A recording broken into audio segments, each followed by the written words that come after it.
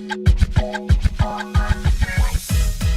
going on, people? What's up, guys? Welcome back to Digital Dive In, your proper gaming talk show, where we are starting to dive back into the latest news in gaming every week. Trying to get back into that. We've been doing some random shit for a while, but you know, this all started out as a news thing, so maybe we should keep it as a news thing, huh?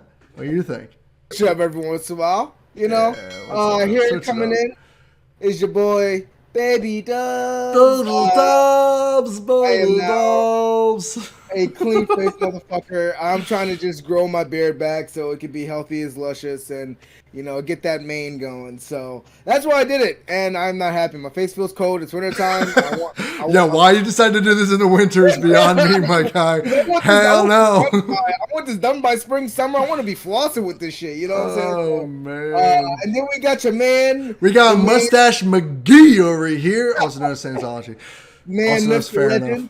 The man, the myth, the mustache. Yeah, right. So, with a beer. Today we got a nice little list of things to talk about. We got blessed with some gaming news this week, and it's always beautiful when that happens. Get us away from our mundane, normal lives. So, first off, we had Square Enix CEO getting replaced. So Square Enix has been in the news lately, not for the best reasons. I mean, yeah, kind of the good reasons, but also kind of like meh reasons with. I mean, recent quick games. brush up. The last 2 years, they've been trying to double down on NFTs, and that has not been going great. And so, guess what they did? Decided to try and double down some more on NFTs. You know what's funny though? Even though they did that, like even though they doubled down on NFTs, like the president came out with that whole little like letter talking about NFTs. Yeah, his second year letter focusing on NFTs. For the past 2 years, like their profits have been up, and the whole interest in NFT has actually done really well for the company as a whole.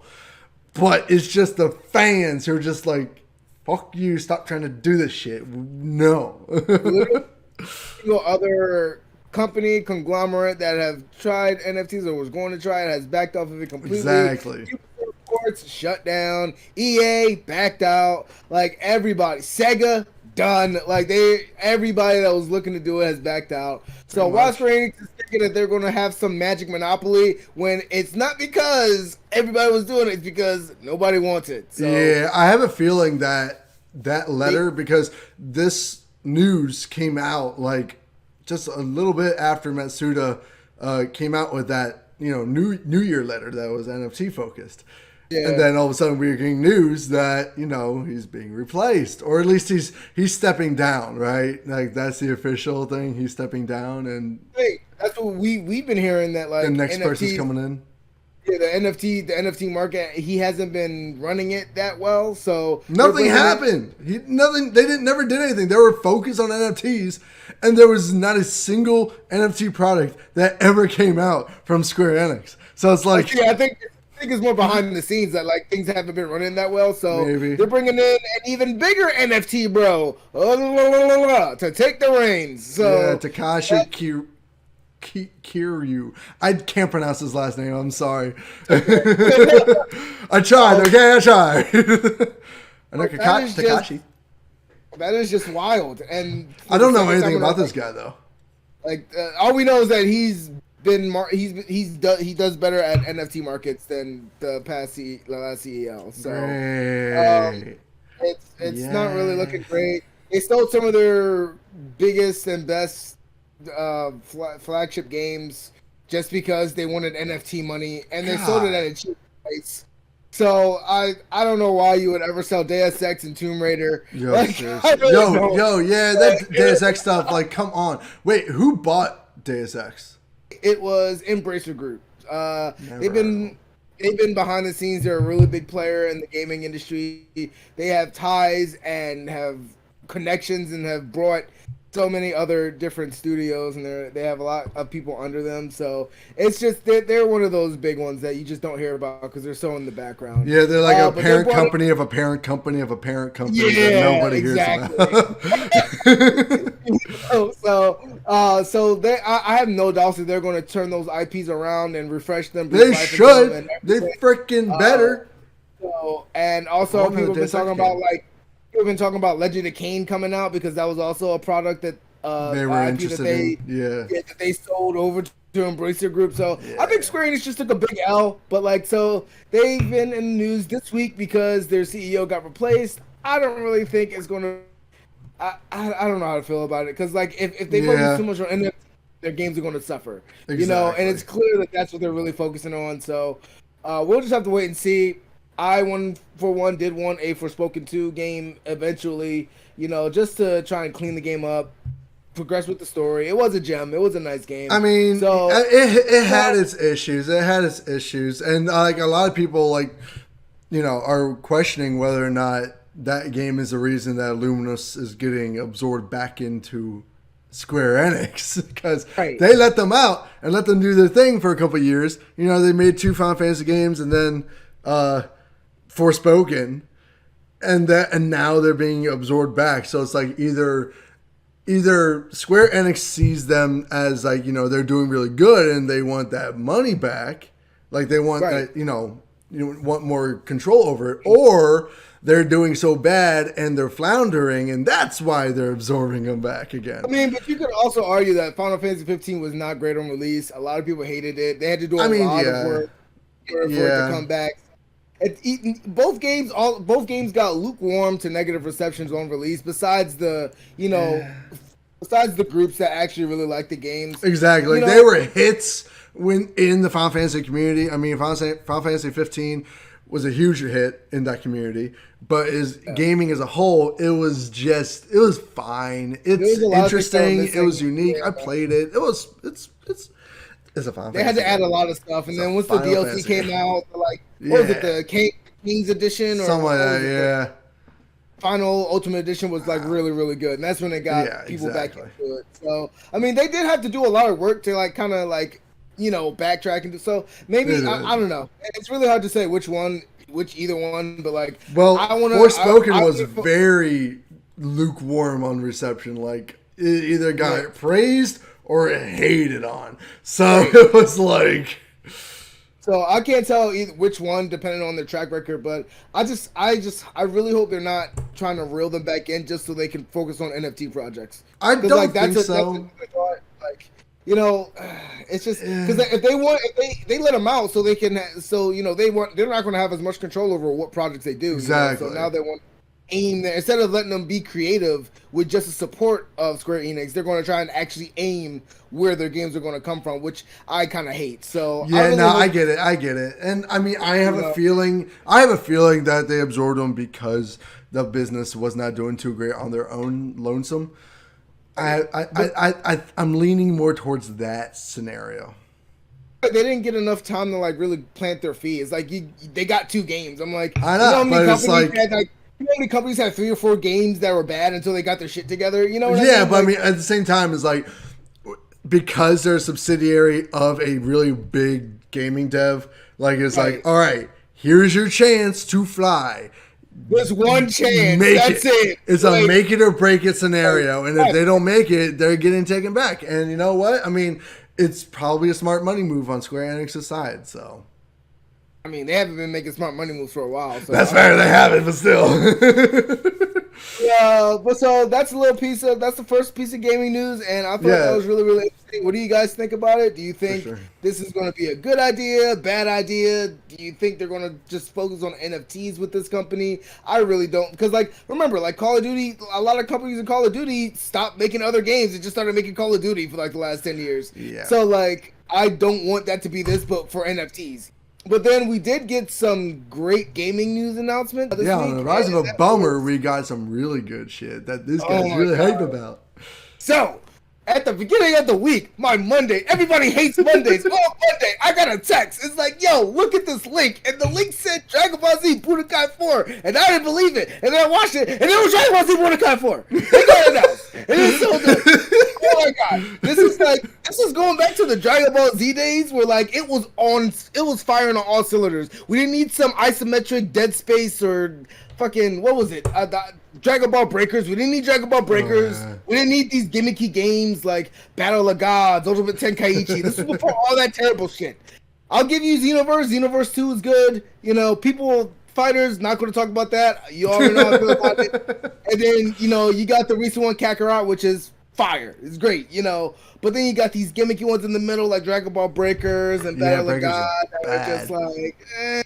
But this is before all that. They were still firing on all cylinders, and then you had the Budokai series, which was 1, 2, and 3. Then you had the Budokai Tenkaichi series, which was 1 through 3. I like the Budokai series a little bit more. It was more the traditional 1v1 fighting, you can float in the air. I thought that was really cool. Combos on combos. And then the Tenkaichi one was more like what you see now with Xenoverse and with Kakarot, where you're flying, it's 3-dimensional. You're really flying around the air. Using like battle arena type of stuff. Yeah. So I like that shit. I love that. So you're saying that Budokai was more like classic arcade fighting type of thing. It was more like Tekken fighting, but like with flying, and you know, it was 3-dimensional. You know, and you could fly, but you were like fighting 1-on-1 v1. You know, like Tekken or Street Fighter type fighting. You know? So, with its own Dragon Ball Z spin of flying and stuff like that. That's kind of lit. Not even gonna lie. So I love that, and I think the last game that we got from that style was Burst Limit from 2008. Oh god, it's been like a full 16 years since we got the last Budokai Tenkai.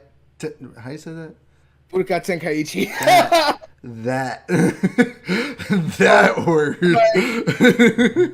I don't buy physical discs as much anymore, purely for convenience, because like usually when I want to make my purchases, it's at 3 in the morning or like 12 at night. The best time to make financial decisions. The best time.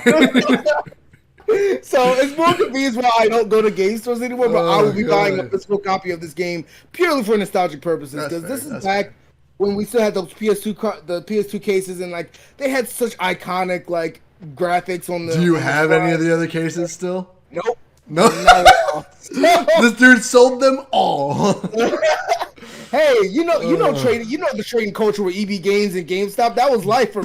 Bro, I still have my physical PS3 Mortal Kombat 9 case downstairs. All right, I don't want to hear shit. I have a job back then. I had to fucking struggle and hustle. I had to hustle my games, bro. Like I found 2 PS3 cases down in my basement the other day. One was Mortal Kombat 9.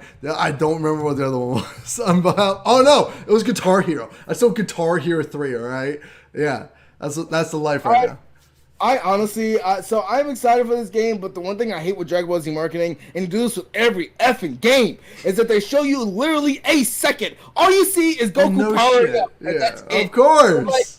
But then they stay quiet for about 6-7 months, almost a whole year. Like the kind of bullshit they do with Dragon Ball Z marketing is like, it's the same, but it's also different. Where it's just like they're even more skimmy with it. They're just so stingy with their marketing about it until like maybe it's about to come out, and then it's just like, well, why could you? Because like I feel like I've gotten played so much with Dragon Ball Z marketing, where Dragon Ball Z Breakers, they didn't really show a lot of that at first. I mean, you know, wait, was Breakers that like Dead by Daylight style game? Yeah. That was what the fuck was that? You got a cinematic trailer at first, and then you're like, all right, cool, can't wait to see what Dragon Ball Breakers is, and then you find out later, and you're all hype, and then you find out later it's something that you don't like, and it's just like, well, you broke my heart. So that's why it's like I hate when they do this like little micro teases, like not even just teases, micro teases, and it's so annoying. I mean, that's, to be fair, that's what a lot of gaming marketing is nowadays, especially when they just do a very first announcement. Like, shit, remember the freaking Elder Scrolls 6 announcement? It literally flying over a vast vista title. That's it. And that's all we've seen for 5 years now. So it is what it is. But I mean, that's video game marketing, all right? My thing is, like, I've never played any of the, I think I've played like Budokai 3. I probably played Budokai Tenkaichi 3, right? Probably. It was forever ago, right? So I don't remember much of it. But the one thing I do remember is, or from like Dragon Ball Z games in general, I think Dragon Ball Z is the best medium to make a fighting game out of. I used to play the Game Boy games, the Game Boy Dragon Ball Z fighting games. So much fucking fun, right? Just crazy. Supersonic Warriors and shit's lit. Dragon Ball Z Suketsu and then I had the RPGs too. Like those were really dope. Shit was lit. Shit was lit. But with the console ones, what's up? No, I said I'm actually such a fan that I reinstalled all the Game Boy ones on my Steam Deck. Oh my god, it's so much fun. It's so great. The one thing that I haven't liked about the recent Dragon Ball Z games is the animation style. Not the biggest fan of it. It just looks too kind of like that 3D. Oh, you anime. mean like Breakers was the last one? Yeah, Breakers, yeah. Yeah, I don't know. It's just exactly like the anime, so I can't knock it too much. That's actually the only reason why I do like Fighters. The art style is really Fighters are like the animation style for Fighters was lit. Kakarot was okay. It was fine. Like strictly talking animation. Bro, they made Storm. How do you not like that style? You just said you like the Storm games. I do. But even like I'm talking about like Storm 2 was like my favorite. Animation style, that shit was great. Fucking loved it. Even Storm 4 was okay. Like they more or less kept that going. But like, the Xenoverse games had that like Jump Force style animation almost, which is like weird. Like I hated the Jump Force animation. Fucking hated that animation. Oh yeah, that was much. So like there's a way to do anime realism and Jump Force was not it. It was not. They really tried for anime realism. And I don't know why they didn't just do the J-Stars Victory art style for that type of game. It was the same kind of crossover. Yeah, game. Exactly. No, like the one clip that we saw for Budokai 4, it looks fine. It looks like it's going to be a mix of like Storm and Fighters. Exactly. So it'll be interesting. It'll be interesting to say the least. Because like animation style is really what makes it or breaks it for me in fighting games. Really. Mm-hmm. I think it's going to. I think it's definitely gonna. I think they're gonna have a more focus on cinematic, just because they want to make it seem as close to the anime as possible. They better have beam collisions in there because they've been taking that out of the recent Dragon Ball Z games, and it's been annoying. Like, how do you have Dragon Ball Z without beam collisions? Like, it's like having Naruto without running on walls. Like. How do you do that? Like, so I really hope that's it. But like, I'm sad that I can't say more about it because we only seen like 10 seconds. Yeah, it's going to be a while before we see anything else. This is literally just an announcement, so yeah, I just hope that they're gonna like show. I hope they're gonna show more sooner than later. They'll probably show some at the Summer Games Fest. Like so far right now, E3. and this actually leads me into my next thing. So far right now, like Remnant has been one of the only games that they've shown more about ever since it got announced at the Game Awards. And a trailer came out today for one of the classes. I love Remnant 1. I played it back when I guess people didn't know much about it. Nobody knew anything about it. It was such an unknown game. But it was so good, and everybody that played it loved it. Everybody that reviewed it loved it. It's free on PS Plus, isn't it? I'm pretty sure it was. I gotta play it. Oh yeah. I gotta play it. I love that game. It's so good, and it got a 6 frames update, so it is so good. Nice. And it is not a Souls-like. I would like to say that right now. It is not a Souls-like. Same genre as Outriders. It is a third-person looter shooter type of game. It is not. It's a third-person looter shooter Souls-like. Shut up! Everybody kept saying it is the looter shooters. It is not. All right, Jesus Christ! Just because the game's hard and has high damage, and you have save points in the area does not mean that. Like now, do all the enemies respawn every single time you come back through an area? And do you die a lot? I mean, yeah, but that's it's a Souls-like. No, because that's been the part of the gaming genre since that's a Souls-like now. That's a Souls-like now. No, it is. Okay. Let me say this. Are there like strict? Is it an open world game, or is it more like linear levels that you can like unlock shortcuts to get through different areas faster and stuff like that? Yeah, that's in there. Okay, that's Souls-like. That's Souls-like. That's a Souls-like. Sorry, bud. I'm sorry, but you're literally describing everything that makes a Souls-like a Souls-like. Souls-like elements, but those elements have also been in other games before. I mean, yeah, but you're talking about enemies respawning. You're talking about like enemies respawning every single time you come through an area again, or every single time you die. You're talking about save points. You're talking about high damage. You're talking about shortcuts through linear levels. That's all. You're talking about like larger than life bosses. It's a Souls-like, my guy. it's also a third person looter shooter. It's more of a sure. It's a third person looter shooter Souls like it. More of a third person looter shooter than it is a Souls like. It has elements of takes from the same genre as Outriders. When I play this game, I think Outriders. I don't think Souls likes. It is not a Souls like. Well, to be fair, you would, if you play Outriders, you would think of that game more like Remnant rather than the other way around, because Remnant came up before Outriders. Then if I played Outriders, it reminded me of Remnant, which it did. So there you go. I literally thought they were the exact same dev. That's why I was like, oh shit. Is this connected to Remnant? What the fuck? It's almost identical, but in a different setting. It's almost like the identical game. It's like, what the fuck? So I'm super excited about that game. The trailer that came out today was for a gunslinger. That perk looks like it's right. That archetype looks like it's right up my alley. I played that game like a gunslinger in the last game anyway, so that's right up my alley. Yeah, do they have archetypes in the first game? I don't know. Or is it more like you just play how you want, just use whatever weapon? It was like, it was more you just to kind of develop more your like own style. RPG where you. I mean, you had like traits to like upgrade, and like you could unlock new traits by doing certain things in the game. Yeah, so it's more like an RPG type of thing then. Yeah, so it was and you could just like upgrade which ones you ever wanted to. You know how some games like have like a cap on how many points you can get throughout the game. Yeah, Hogwarts Legacy. Have that. Yeah. This game doesn't have that, so you can like replay it and upgrade all the traits that you want. And it has 2 like DLC packs, so the story. So it's similar to like Horizon and other games like that like give you just like they give you all the points you could ever want to upgrade every single tier or every single upgrade level perk you want, perk trait. And the co-op is whatever the term is. And it's just so much fun. So like. I literally cannot. Was there co-op in Remnant 1? Huh? Was there a co-op in Remnant 1? Yeah.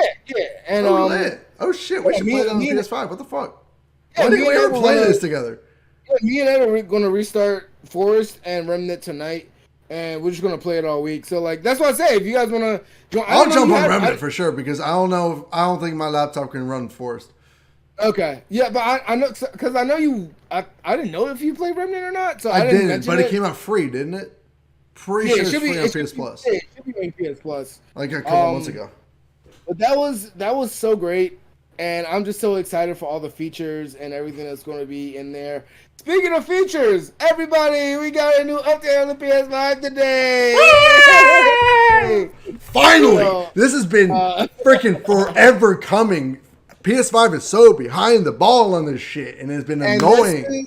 This leads me to my next point of I got a PC, and this is really for the PC players that are also PS5. Yeah, it's like crossplay guy. People want to play crossplay with PC players, or even on Xbox that still want to be in the same chat together and not have to worry about game chat, which sucks balls.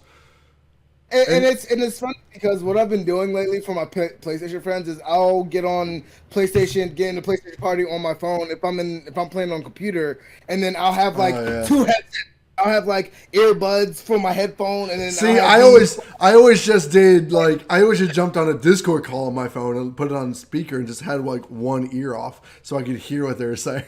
Yeah, but then that like breaks immersion when you're playing. Oh, it does 100%. It does 100%. To have more details about what we're talking about, PlayStation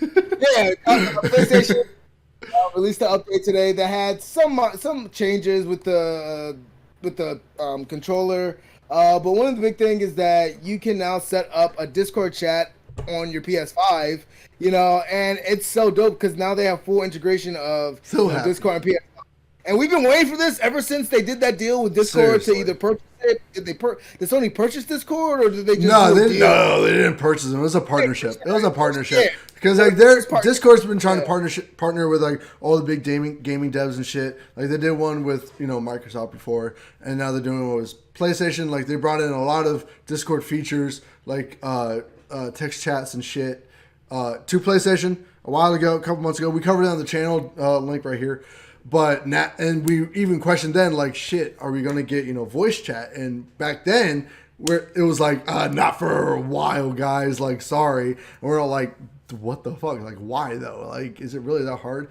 And just to keep it real with you guys, PlayStation voice chat fucking sucks. It's bad. The performance is horrible. It draws so much goddamn bandwidth from your game, from your system, just to do a voice chat. Like when I had my shitty internet, right?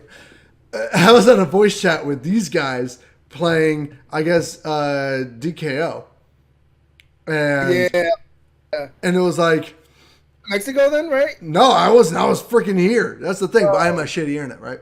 So I just upgraded my parents to a whole mesh, so it covers the whole house. Lit. I also got a really good deal. Check out Costco for really good deals. Big surprise there. Anyways, no, but as soon as I jumped in a voice call, my internet speed fucking dropped. And not just because I was online. Like, I wasn't even online then, like playing online. I was just in the voice chat, and my connection just went horrible. But then as soon as I left the voice chat, if I was playing online with these guys, it was totally fine. Totally cool. Totally kosher. It's like, what the hell? So I'm really, really, really, really hoping that the Discord voice chat performs just so much better, because typically it does. I mean, I can be on a video chat on my piece of shit laptop. It's a nice laptop. I love you. I can be in a video chat on my laptop with 7 people, all with their videos on, chatting together. We're doing an activity on Discord, and it's totally fine. So it's like, no, what the hell? I think it's just because it's a console. It's also doing a million other micro things that you don't even know about. So is my computer. Like shit. I mean, no excuse. PlayStation, be better. Hey man, get the PC, man. Get on the PC. Yes, I do need to get a better PC so I can play PC with everyone and care more about what PC has to offer. Speaking about what PC has to offer, Starfield is delayed again, but it actually has a solid release date now. So this was supposed to come out last year. It got delayed until miscellaneous 2023. We never got a date. It was just it was delayed indefinitely until 2023. No, and so I saw this freaking meme on Twitter. It was like, Starfield ran from God of War only to meet their final boss, Spider-Man 2. And I'm like, yo, facts though. Like, it'll be okay. So context again, because we keep getting ahead of ourselves. Starfield is officially releasing September 6th, 2023, which is dope. It was originally supposed to come out the first half of 2023, so technically it did get delayed again. But at least we have a really solid release date now. But it is most likely going to coincide with Marvel Spider-Man 2, which will be the war of the exclusives. And that's going to be nuts. I mean, if Starfield ain't going above 30 frames, it's not. Nuke the release, motherfucker. Facts. Like, come on, bro. Facts. We already talked about this. Todd Howard sucked my dick. My God. I just feel like Starfield is going to be on release, but it's definitely going to have a lukewarm reception, because what we've seen performance-wise is not great. And I'm not even just talking about the frame rate, just like stutters and just I'm not even talking about the general frame rate. Just even if it is going to be 30 frames, it still looks stuttery, and it looks kind of just like not great. And sure, it's in the development stage still, but this is what happens when you show us a clip a year, 2 years out, and then don't show us anything else. Like, exactly. Like, this is what Bethesda does. Okay, this is their thing, and it's so annoying. What are we supposed to assume other than that? Like, this more or less maybe what we're getting, and they've already tried to soften the blow of not having 60 frames. And who knows what else is going to be not living up to standards. So, and once again, it comes into the conversation of paying $70 for a $60 product.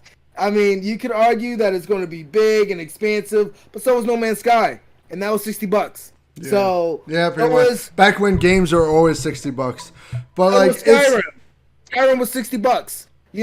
I'm not talking about that $70 Nintendo, whatever the fuck is on their store. That's dumb. I mean, I that's a whole other conversation we can get into. Right. But just low key, I really think the whole $70 price tag thing is just a lot of these devs keeping up with trends. It's not a really reflective of the quality of the game. It's a trend. Everyone's trying to just keep up and make as much money as they can. But that's a conversation for another time. Starfield in general, I'm hesitantly excited. It definitely looks cool, right? The whole idea is very industry. I don't want to say like industry punk. I guess industry punk space game or like space age, because it's not like science fiction. It's like pure science fiction, like No Man's Sky was. No Man's Sky was very fantasy science fiction space game. This game looks more realistic in terms of like their machines and their creatures and their worlds and their societies and all that stuff. Like it looks way more realistic, which is classic Bethesda, and I'm just totally happy with that. I mean, it looks dope. I love that style. I'm just tired of games over promising and hyping up with buzzwords and talking about revolutions and this is the greatest thing ever. And don't say that if you're not at least having the game run at 60 frames. You're already fighting a losing battle. The last time I got from marketing was not Cyberpunk. I learned my lesson way before then. I don't know why it took people Cyberpunk to really learn the lesson about marketing and how devs say things. The last time I got was in 2014 with a good old game called Destiny. And I remember that was me with Anthem. That game was so mysterious. It was the most mysterious game promotion I've ever seen. So was Anthem. Probably at that point. It was like Anthem and Destiny were on the exact same goddamn level. The only difference was that Destiny got supported and Anthem got fucking dropped. Yeah, I mean, I think Anthem wasn't as mysterious because they. It was because people didn't really know much about it except for flying mechs shooting, and it was made by BioWare. I mean, that's more than we knew with Destiny. Destiny didn't have anything besides its name for like a year and a half. Don't you remember? Like in 2008, it came out with that website, and it was like, this game is going to be your destiny. And it was like that for a year. And then we finally got some gameplay and something else besides, this game is going to be your destiny. It's called Destiny. That's all we got. And then it was supposed to be this legendary, most expansive, most crazy thing ever. And it was like, no, it wasn't. And Destiny 2 was worse. It was so vague that it couldn't even answer some questions. And I don't know if the story is still like that now. I kind of tapped out halfway after 2. It's better. Obviously, it's better because they had a whole 2, and it's one of the biggest MMOs ever made. So not ever made, obviously, but it's had expansion after expansion after expansion, and it's doing really, really well in terms of player base and support and everything. So. I don't know what the motherfucking light is. I mean, where it came. Yeah, I'd have to actually play the game. And I haven't played the game, even though it's free to play, and I'm playing other shit, man. I mean, they're just gonna charge you for everything you need to play the game functionally anyway. So I'm also good on I don't know if the latest expansion is free with PS Plus or not, because it was shown off on the poster for PS Plus March. So I'm like, wait, hold up. Hold the fuck up. Did you actually just release the latest expansion free if you have PS Plus? Because if so, that's fucking lit. That's so cool. I will 100% jump into that. Totally. I don't trust it. They're just advertising it. Or it's like a discount or something. Either way, PS Plus is doing good things. So, Starfield. Starfield, I'm still hesitantly excited about it. I don't like what Todd Howard said about 30 frames. Fuck that. I don't want this game to be at 30 frames. I want this game to be the most gorgeous, most smoothest space exploration combat experience game I've ever played. I want this to basically be what, Star Citizen was if it wasn't vaporware. So, I gotta be honest. I think this is gonna be a console breaker. I think it's gonna break some consoles. I think it's gonna be very glitchy. It might not be Cyberpunk bad, but I almost expect it to almost be Cyberpunk bad. I mean, Fallout was bad, and that game does not look nearly as good as this one does. That's a good point. Let's be honest here. Fallout 4 still crashes my PS4. That still happens. That's still a thing that happens in 2023. All right? Fallout 4 still crashes systems. So this game doesn't crash my... Well, I don't have an Xbox. But if this game doesn't crash on my PC that I will have by September, then I don't want it. I want this to be crisis level, okay? I want my PC to be running like a freaking space heater, okay? Ooh, I cannot wait. That's another thing I'm getting. I'm upgrading from my i7 270 Super to get like a i9 like 30. Look, you know what? The $1,500 PCSL had like a 3060 Ti. Nice. And an i9 and a whole other bunch of shit. So you know what? Hopefully we're able to run this really, really well. But anyways, Starfield is coming out September 6th, 2023. And a lot of us have concerns, but most of us, I think, are looking forward to the game because it looks lit. This might be this is one of the few games that I would have like literally switched from PlayStation to Xbox for if it wasn't also on PC. So, you know. Well, they're still switching to Xbox. They have two markets. They were a PC company before they were a console company. So, I mean, yeah, no, that's fair. But I'm not buying an Xbox, so I can, rub that in their face. But anyways, guys, everything we talked about today, we did a very traditional Proper Gaming Talk Show episode, and we missed doing these. This is more of like a traditional digital dive-in episode. But either way, we'd love to hear what you think in the comment section below. Please talk to us. We'd love to hear you guys. If you like this video, please hit the like button. If you're new to the channel, you haven't subscribed yet, you know the usual spiel. Hit the like button. Follow us on every single social media known to man, which actually only encompasses 2 that we're actually a part of, 3 that we're a part of. So, there's that. TikTok, Twitter, and Facebook. So follow us on all those. Talk to us. Be part of the family. Be part of the conversation. Be part of the lounge. We should start a lounge. That should be a thing. Anyway, we also have a Discord that one person's a part of. Shout out to you, Chasers. Hey, I have to talk to people I don't like all day at work. I like to talk to you guys when I'm off work. So please, talk to us. Definitely. 100%. Guys, thank you so much for watching. Thank you, Jules, for leading this episode. You were great. Love you, buddy. Guys, thanks so much for watching. Stay excellent. Aggressively excellent. I'll see you guys in the next talk show.